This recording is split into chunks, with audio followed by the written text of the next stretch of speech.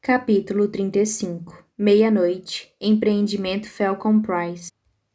Sidney sentiu alguém a segurando e puxando para a escuridão. No instante, ela estava olhando para o cano da arma de Eli, e no instante seguinte, estava de mãos dadas com o homem do perfil que a havia entregado a Victor. Sidney olhou ao redor, mas não o soltou. Eles permaneciam no mesmo lugar, mas ao mesmo tempo já não estavam mais lá. Era como ficar do lado de fora da vida, presa num mundo tão imóvel que a assustava mais do que ela jamais admitiria. Via Eli, a bala disparada pairando no ar onde ela estivera, Doll sem vida no chão, e Victor. Ele não estava ali um momento antes, mas agora estava parado a alguns passos de Eli, às costas dele, e ainda despercebido, com uma das mãos ligeiramente esticada, como se estivesse prestes a pousar a mão no ombro de Eli. Sidney tentou dizer ao homem que a segurava que precisava buscar Doll, mas seus lábios não emitiam som, e ele nem mesmo olhava para ela, limitando-se a arrastá-la pelo mundo pesado, voltando pelas cortinas de plástico, até chegarem ao lado onde a construção cedia espaço para o pátio com o chão de terra. Havia uma luz brilhante do outro lado do pátio, lançando sombras que subiam pelos ossos de metal do arranha-céu. Mas o homem a puxou na outra direção, levando-a para um canto escuro nos fundos do canteiro de obras. Eles voltaram para o mundo. A bolha de silêncio explodiu para a vida e para o som ao seu redor. Até mesmo o som da respiração do tempo passando era ensurdecedor em comparação com a quietude das sombras. Você tem que voltar, vociferou Sidney, ajoelhando-se na terra. Não posso, ordens de Victor. Mas você tem que buscar o Doll. Sidney, é Sidney, certo? O homem se ajoelhou na frente dela. Eu vi o cachorro. Eu sinto muito. Já era tarde demais. Ela o encarou, assim como Serena fizera com ela. Calma, fria e sem piscar. Sabia que não tinha o dom da irmã, o controle. Mas mesmo assim, antes disso, Serena conseguiu o que queria. E ela era a irmã de Serena e precisava fazer com que ele entendesse. Volta, declarou ela com firmeza. Vai buscar o Doll. E deve ter dado certo, porque Dominique engoliu em seco, assentiu e desapareceu do nada. Eli descarregou a pistola no ar, mas não havia mais sinal deles. Ele grunhiu e removeu o carregador, que retiniu no chão enquanto enfiava a mão no bolso à procura de outro cheio. Eu olho para você, e é como olhar para duas pessoas diferentes. Ele se virou ao ouvir a voz e encontrou Victor encostado numa coluna de concreto. Vic. Victor não hesitou. Disparou 3 vezes no peito de Eli, imitando o padrão das cicatrizes no seu próprio corpo, exatamente como havia imaginado que faria nos últimos 10 anos. E foi bom. Estivera preocupado com a possibilidade de que, depois de tanta espera e tanta vontade, atirar em ele de verdade não fosse tão bom quanto nos seus sonhos. Mas foi. O ar zumbiu ao redor deles, e ele gemeu e se equilibrou na cadeira, conforme a dor aumentava várias vezes. Foi por isso que eu deixei você ficar, continuou Victor.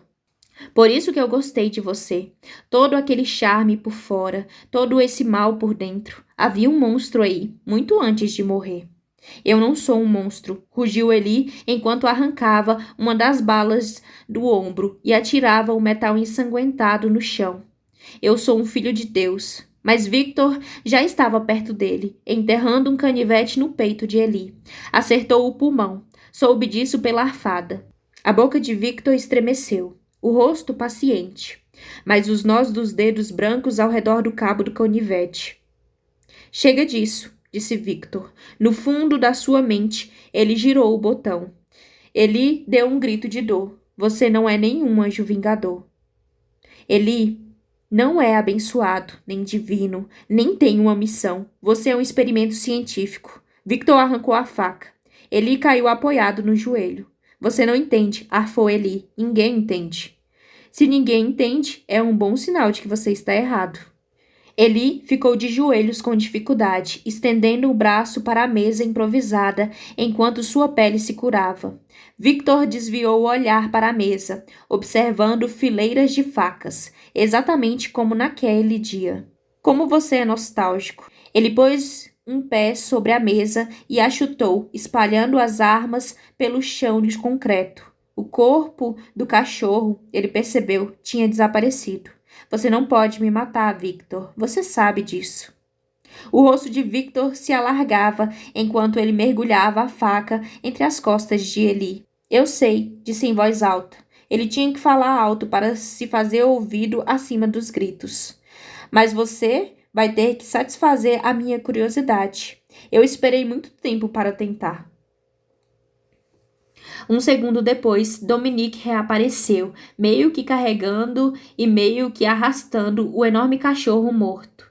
Ele desabou no chão, empoeirado, ao lado do corpo, a respiração pesada. Sidney se aproximou, agradeceu a ele e em seguida pediu que saísse da frente. Dominique caiu para trás e ficou observando enquanto ela passava a mão de modo reconfortante pela lateral do corpo do cachorro, roçando de leve a ferida. Sua mão saiu vermelho escura e ela franziu a testa. Eu avisei, disse ele. Sinto muito. Shh, disse ela, pressionando as mãos com os dedos esticados no peito do animal. Ela hesitou ao respirar quando o frio subiu pelos seus braços. Vamos, sussurrou ela. Vamos, Doll. Mas nada aconteceu. Ela sentiu um aperto no coração. Sidney Clark dava uma segunda chance para os outros. Mas o cachorro já tivera a dele. Ela o consertara uma vez, porém não sabia se podia repetir o procedimento. Ela apertou-o com mais força e sentiu o frio sugando algo dela. O cachorro continuava morto e duro, feito as tábuas no canteiro de obras. Sidney estremeceu e soube que não devia ser tão difícil assim enquanto o tocava, não com as mãos, mas com algo diferente, como se ela pudesse encontrar uma faísca de calor ali dentro e se apossar dela. Sidney o tocava, passando por pelo, pele e imobilidade, enquanto suas mãos doíam, seus pulmões se apertavam e ela continuava procurando. E então sentiu a faísca que se apoderou dela. E entre um instante e outro, o corpo do cachorro ficou macio e relaxado. Os membros se contorceram e seu peito subiu uma vez. Fez uma pausa, desceu e pouco depois subiu de novo, antes de o animal se alongar e se sentar. Dominique se levantou. Dios mio, sussurrou ele, fazendo o sinal da cruz. Sidney se sentou, recuperando o fôlego, e descansou a cabeça no focinho de Doll. Bom garoto. Victor sorriu. Ele estava se divertindo imensamente matando Eli. Toda vez que pensava que seu amigo tinha desistido, ele se recompunha e dava a Victor uma chance de tentar de novo. Gostaria que aquilo pudesse continuar por mais tempo. Mas pelo menos tinha certeza, conforme o corpo de Eli se dobrava de dor, que tinha sua atenção irrestrita. Eli arquejou e cambaleou até ficar de pé, quase escorregando no sangue. O chão estava grudento de sangue. A maior parte de Eli, como de Victor bem sabia, mas não tudo. Escorria sangue de um dos braços de Victor e do abdômen, ambos cortes superficiais, feito por uma faca de cozinha poderosa que Eli conseguira recuperar do chão na última vez em que Victor atirou nele. Ambas as pistolas estavam sem balas agora, e os dois homens estavam de pé, sangrando, um na frente do outro, armados. Eli com uma faca serrilhada, Victor com um canivete. Isso é perda de tempo, disse Eli, ajeitando a faca na mão. Você não tem como vencer. Victor inspirou longamente, estremecendo um pouco. Teve que diminuir o próprio limiar de dor, porque não podia se dar ao luxo de sangrar demais. Ainda não. E muito menos sem perceber. Conseguia ouvir as sirenes distantes das viaturas. O tempo estava acabando. Ele investiu contra Eli e chegou a passar a lâmina por sua camisa antes que o outro se esquivasse do golpe e enfiasse a própria lâmina na perna de Victor, que sibilou quando seu joelho cedeu sob seu peso. Qual era o seu plano? ralhou Eli, estendendo a mão na direção de Victor. Mais para a cadeira, para algo enrolado em cima dela. Algo que Victor não tinha notado até as mãos de Eli se apossarem do objeto. Está ouvindo a polícia? Eles estão todos do meu lado. Ninguém vai vir salvar você. Essa é a ideia, tossiu Victor, enquanto seus olhos se fixavam na coisa que Eli segurava. Arame farpado. Você e suas ideias, sibilou Eli. Bem, eu também fiz planos. Victor tentou se equilibrar, mas foi lento demais. Eli fez uma espécie de garrote com o arame, lançou-o no ar e envolveu o pulso de Victor, que segurava o canivete. Então o baixou com força. O arame farpado se cravou em seu pulso, cortando a pele e arrancando sangue, forçando-o a largar a lâmina, que caiu com um estrépito no chão de concreto. Eli segurou a mão livre de Victor num aperto esmagador e passou o arame em volta dela. Victor tentou evitar, mas tudo o que conseguiu foi fazer com que o arame cortasse mais fundo sua pele. O arame farpado, como ele então se deu conta, estava enroscado na própria cadeira, que Eli devia ter prendido ao chão, porque ela não tinha saído do lugar. Nem durante a luta, nem agora que Eli dava um puxão na ponta do arame e apertava o laço, forçando as mãos de Victor a ir de encontro às barras no encosto da cadeira. O sangue escorreu dos seus pulsos, rápidos demais. Sua cabeça estava começando a girar. Ele conseguia ouvir as sirenes agora, alto.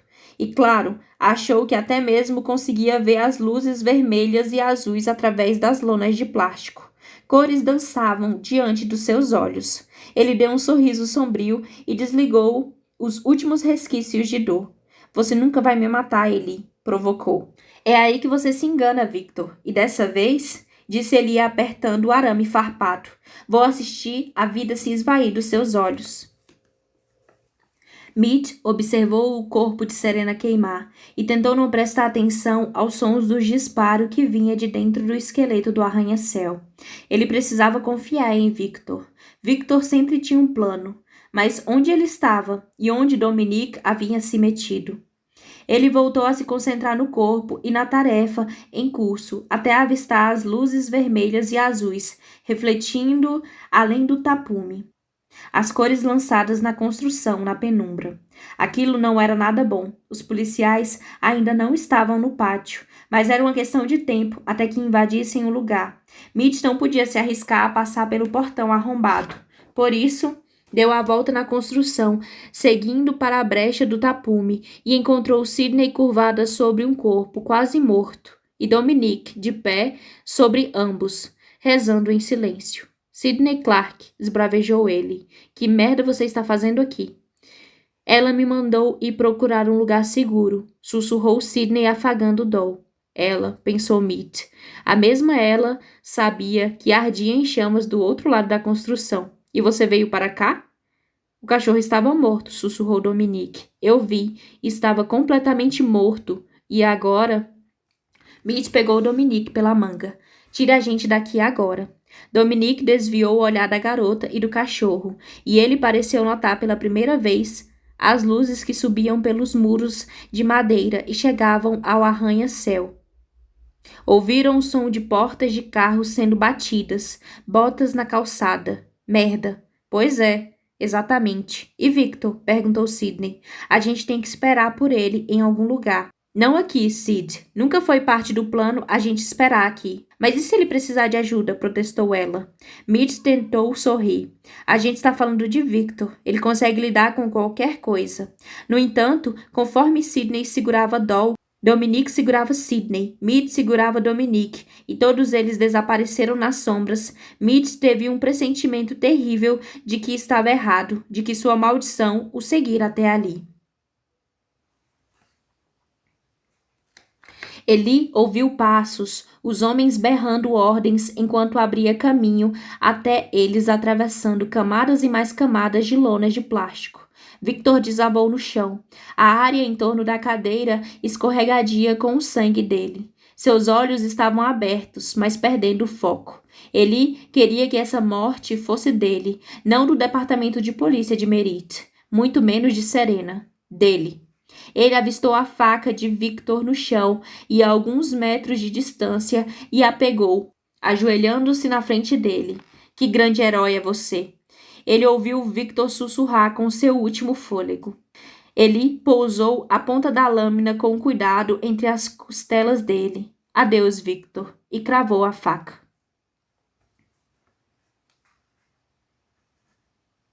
Dominique desabou sobre o próprio peso. Ele caiu de 4 num beco a 4 quarteirões do arranha-céu, uma distância segura do enxame de policiais, da garota em chamas e das armas de fogo. Dominique gritou, e ao mesmo tempo Sidney apertou o braço, e Mitch esfregou as costelas machucadas. A dor tomou conta dos três como uma onda, uma respiração. Algo que estivera represado e que agora voltava. E então, um de cada vez, eles perceberam o que isso significava. Não, gritou Sidney, voltando-se para o arranha-céu. Mitch a pegou pela cintura, encolhendo-se enquanto ela se debatia, gritava e pedia para que ele a colocasse no chão. Acabou, sussurrou Mitch enquanto Sidney lutava. Acabou, acabou. Eu sinto muito. Acabou. Eli viu os olhos de Victor se arregalarem e em seguida ficarem vazios, sua testa deslizando para a frente nas barras de metal da cadeira. Morto. Era tão estranho que logo Eli tivesse pensado que Victor fosse invencível. Estivera errado. Eli arrancou a faca do peito de Victor e ficou ali, naquele lugar, encharcado de sangue, aguardando a calma sugestiva, o momento de paz. Ele fechou os olhos, inclinou a cabeça para trás e esperou. E ainda estava esperando quando os policiais invadiram o aposento, liderados pelo detetive Stell. Se afasta do corpo, ordenou Stell erguendo a arma. Está tudo bem, disse Eli. Abriu os olhos e deixou o olhar recair sobre eles. Acabou. Mãos na cabeça, gritou outro policial. Larga a faca, ordenou mais um. Está tudo bem, repetiu Eli. Já não tem mais perigo. Mãos pro alto, exigiu Stell. Eu cuidei dele. Victor está morto. Eli começou a ficar indignado enquanto indicava o chão encharcado de sangue e o morto preso por arame farpado às barras da cadeira. Você não está vendo? Eu sou o herói. Os homens apontavam as armas para ele, gritando, olhando para Eli como se ele fosse um monstro. E então percebeu. O olhar deles não estava mais vidrado. Não havia feitiço. Onde está Serena? Inquiriu Eli, mas a pergunta foi abafada pela sirene e pelos gritos dos policiais. Cadê ela? Ela vai explicar tudo. Larga a faca, exigiu Stell, a voz mais alta que o barulho. Ela vai explicar tudo, eu sou um herói. Gritou ele em resposta, jogando a faca para longe. Eu salvei vocês todos. No entanto, no instante em que a faca atingiu o chão, os policiais avançaram e o derrubaram no concreto. Eli pôde ver o rosto morto de Victor, daquele ângulo, e parecia estar sorrindo para ele. Eli Ever, você está preso pelo assassinato de Victor Vale. Esperem, gritou ele enquanto o algemavam. O corpo. Stell leu os direitos dele enquanto 2 policiais o colocavam de pé. Outro policial correu até ao lado de Stell e disse alguma coisa sobre o incêndio no pátio. Ele lutou contra as algemas. Você tem que queimar o corpo. Stell fez um sinal e os policiais arrastaram Eli pelas cortinas de plástico. Stell, gritou ele de novo, você tem que queimar o corpo de Vale. Suas palavras ecoaram pelo concreto, enquanto era levado para longe do detetive, da sala encharcada de sangue e do cadáver de Victor, até não conseguir mais vê-los.